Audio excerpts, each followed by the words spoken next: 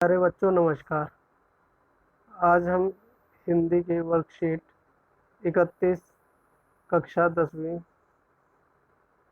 पाठ लखनवी अंदाज जो कि एक व्यंग कहानी है उस पर चर्चा करेंगे। लेखक यशपाल। यशपाल ने लखनवी अंदाज नामक कहानी यह साबित करने के लिए लिखा था कि बिना कथ्य के कहानी नहीं लिखी जा सकती। इस पाठ में लेखक उन पतनशील सामंती वर्ग पर कटाक्ष करते हैं जो वास्तविकता से बेखबर एक बनावटी जीवन शैली का आदी है।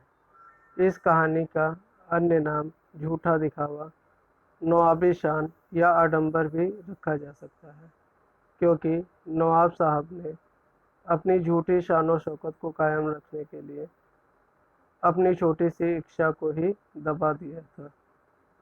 साथ ही यह उनके नवाबी स्वभाव, सामंती वर्ग की बनावटी जीवन शैली व झूठे प्रदर्शन भाव को भी दर्शाता है। आज के समय में भी लोगों के नकली, झूठे और बनावटी जीवन को देखा जा सकता है और महसूस किया जा सकता है। इस पाठ के अंतर्गत 3 प्रश्न पूछे गए हैं।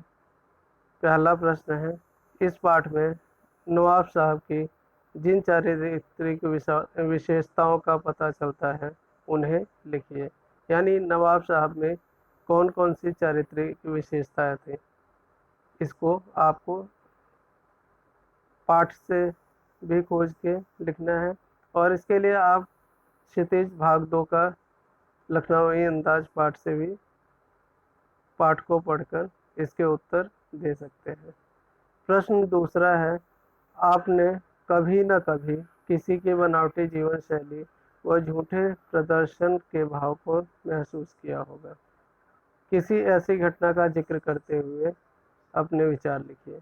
यह प्रश्न आपके ऊपर आधारित है। इस प्रश्न को आप अपने निजी जीवन के किसी एक तजुर्बे को आधार बनाकर लिख सकते हैं। प्रश्न तीसरा है, निम्नलिखित वाक्यों में से क्रियापद छांटकर क्रिया के भेद लिखिए।